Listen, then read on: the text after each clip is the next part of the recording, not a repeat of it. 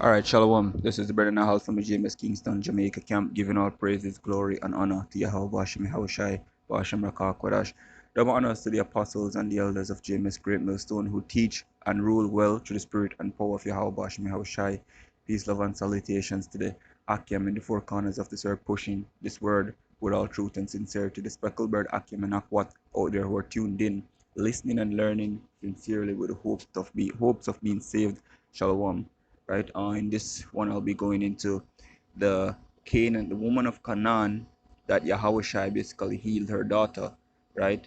That she is an Israelite, yo. The whole fact that she is an Israelite, yo. You know, Scripture referred to her as in Matthew 15:22, a woman of Canaan. In Mark 7:24, a Syrophonecian woman, a Greek Syrophonecian woman. But in actuality, Yahushai, well, she was an Israelite, and that's the reason why Yahushai healed her daughter, yo, because Yahushai only came for the children of Israel, and at that, the elect of the children of Israel, yo. And what sparked this lesson was basically I was speaking with two Christians actually, two Seventh-day Adventists, and they are, already they believe that the Son of the Most High, which his true name is Yahushai, and the true name of the Most High, that's Yahweh, right? They believe that the Son of the Most High came to save all nations upon the earth, yo, right? But that's not so. Yahushua only came for the Israelites, and not all Israel, but only the elect of Israel, yo, right? And they were basically using this as a means to say, oh, this woman is proof that Yahushua, the Son of the Most High, is also gonna save the Gentiles, the Gentiles, yo. And I say Gentiles because the scripture basically refers to two types of Gentiles. You have the Gentiles that are actually Gentiles by blood, by heritage, that aren't of the nation of Israel. And then you have Israelite Gentiles or Israelite foreigners as well. So these are born Israelites, right? Born of a male Israelite. So they're Israelite by blood, right? But they've taken on the custom, the heritage of the heathen nations, of the other nations, Just like in today's era, you can see people are referring to themselves as African Americans, as Africans, as Jamaicans, as let's say Trinidadians, or whatever people refer to themselves as, they are actually Gentiles, because they are taking on customs of heathen, taking on customs that aren't theirs because they're actually Israelites, so those Israelites were referred to as Gentiles as well. So this is the case for this woman, right? She is an Israelite foreigner, an Israelite by blood that took on the customs of another nation, right? And that's why the scripture refers to her as a woman of Canaan, and also in Mark 7:24, a Syrophonecian, And the reason why also she's referred to as a Syrophonecian, because you have to look at the timestamp as well, the time that they were in the year of our Lord. It tells us in Matthew and also Mark that Yahushua departed into the coast of Tyre and Sidon, right? And this woman came out of the same coast of Tyre and Sidon, seeking Yahushua to heal her daughter, right?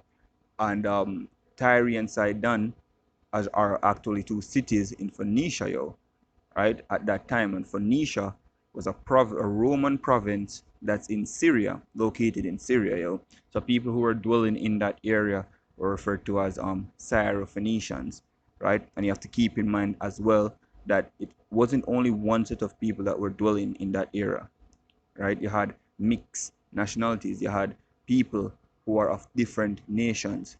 It's so much so Israelites, because that's a major prophecy that has been fulfilled on us and is still being fulfilled on us, that we're going to be scattered throughout the four corners of this earth, So our people were also within that area because Samaria is near that area. And what happened with Samaria is that our people were dwelling in Samaria, but because of the wickedness of our people, Yahweh Bashmi Yashai removed us from the land and set up some Gentiles in that land, some heathens, in that land. But those people couldn't keep the laws of Yahweh Bashmi Yashai because firstly it wasn't even given unto them. So some of our people were sent back into that land to teach them the laws, right? So therefore our people were scattered around that area as well, and then you have the Hellenists as well, that happened in the Greek period, right? Or people were scattered in that period time as well, So people were even referring to themselves as Greeks, as all other nation upon this earth, yo. You have Israelites among all other nations upon this earth. We're just scattered, yo. You know. But this long story short, this woman was an Israelite, right? And I'll get into it now. So this is Matthew 15 and verse 21. Then Yahushua went thence and departed into the coast of Tyre and Sidon, and behold, a woman of Canaan came out of the same coast and cried unto him, saying, Slakia, have mercy on me, O Lord, thou son of David. My daughter is grievously vexed with a devil. But he answered her not a word. And his disciples came and besought him, saying, Send her away, for she cried after us.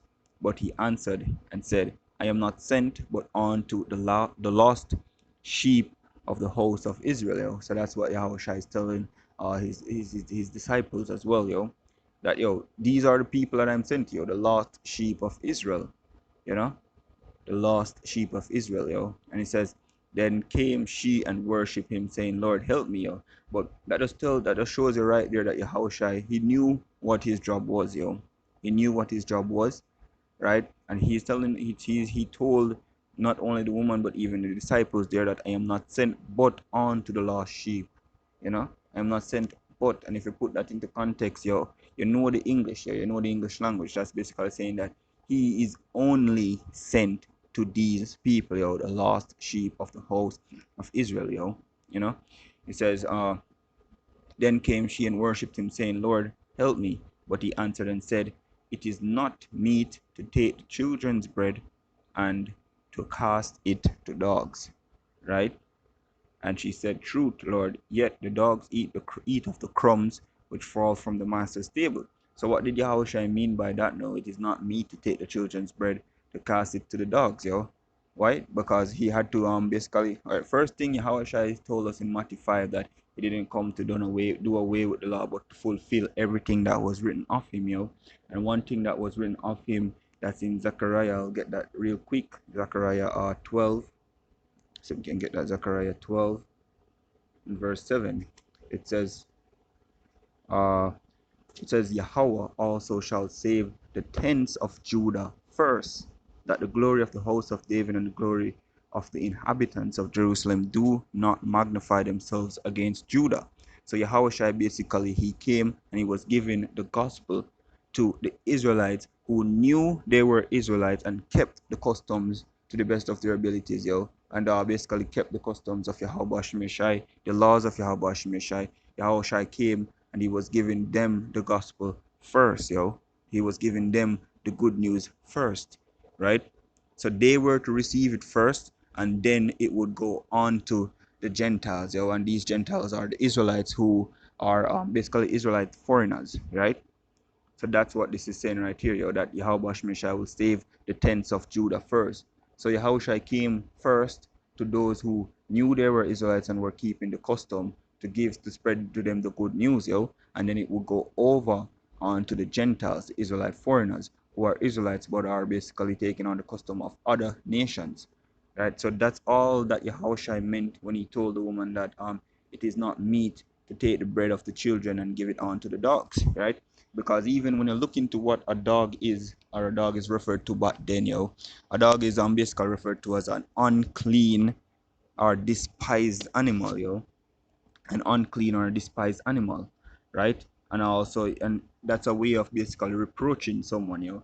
You call them a dog, you're basically reproaching them because you're trying to let them see that what they're doing is despicable, that they should mend their ways, yo. And basically, this woman was basically, which is an Israelite, right? Had the customs or the heritage, or kept the customs and heritage of the heathens, yo, right? So therefore, Yahushua referred to her as a dog, yo, because the heathens are unclean, yo, right? What makes us clean? It is the laws of Yahweh Hashem Yahushai. That's what make us clean. Yahweh Hashem Yahushai gave us dietary laws, right? What to eat, what not to eat, right? Clothing law, what to wear, what not to wear, yo. Laws that basically let's say, yo, is fulfills the way of life, yo. Laws that makes us live, and that's what separate us from the other nations, yo. So therefore, the other nations are unclean. So Yahushua even referring to her as a dog is basically to let her know that what she is doing, yo, right? The laws and the customs that she's keeping are actually unclean, right? So she basically needed to come back to the way of Yahweh Shemir Shai to be referred to as clean, you know. All right, so you'll see here. Okay, let me read continuing to this. It says, but 26 it says, but he and Mark Matthew 15:26. But he answered and said, it is not meet to take the children's bread and cast it to dogs. And she said, truth, Lord, yet dogs eat of the crumbs which fall from the master's table. Then Yahushua answered and said unto her, O woman, great is thy faith, Great is thy faith.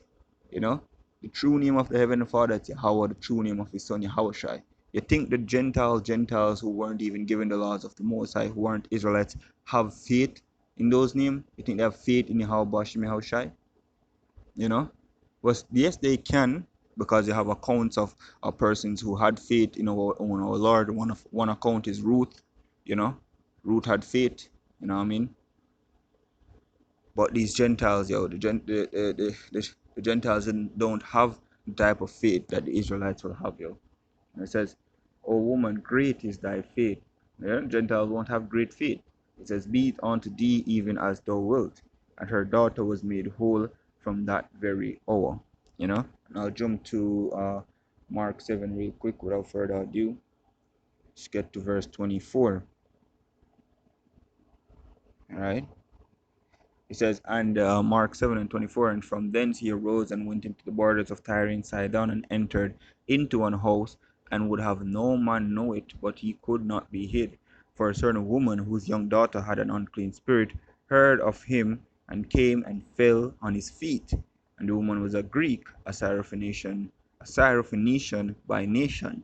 And she sought him that he would cast forth the devil out of her daughter, And as I say, or Syrophonecian by nation, because of where she was dwelling, It's all because of where she was dwelling, customs that she took on, You know what I mean? The way of life that she took on, considered herself to be a Syrophonecian, you know what I mean? And basically, when in truth and in fact, she's an Israelite, Just an Israelite foreigner, a lost sheep, That's what she is, right? Because she's Israelite by blood. She's an Israelite by blood, but she doesn't know that, She doesn't keep her heritage, her customs. She doesn't keep the laws of Yahweh Bashim Yahushai, right? So therefore, she's referred to as a Syrophonician, you know, or a woman of Canaan, Says this woman was even a Greek, And when you check it out, the whole province was a Roman province, So even right there, so you have Hellenists as well, and a Hellenist speaks to any person. It can be from any nation, right, that take on Greek customs and speak the Greek language, right? I think it was Paul, right? Paul was a Greek, but Paul is an Israelite by nation, right? By blood, But why was Paul referred to as a Greek? Right? Because he was a Hellen, He basically spoke the Greek language, and he knew the way of life of the Greeks, You know. Let me see if I have anything else on that, Uh, so basically, that's it on that, That's it on that. That's the breakdown right there, That's the true understanding of it, And you can look at maps. I don't have data right now, so I won't be able to pull up any maps or anything to show you that uh, the whole province of Phoenicia, Roman province Phoenicia, that it was in Syria, and actually these two cities, Tyre and Sidon, are within Phoenicia right there, So it's all because of where the woman dwelt, the custom she took on, right? That's the reason why she's referred to as a Syrophonician. But in truth and in fact, she's actually an Israelite, She's actually an Israelite, right? So with that, I hope this was an edifying lesson. Give it all praises, glory, and honor again to our Power Yahweh Shmir Shai, Bashmaka Kodash. Double honors again to our apostles and elders of GMS Great Millstone. We teach and rule well through the spirit and power of Yahweh Shmir Shai. Peace, love, and salutations to the elect of Israel. Shalom.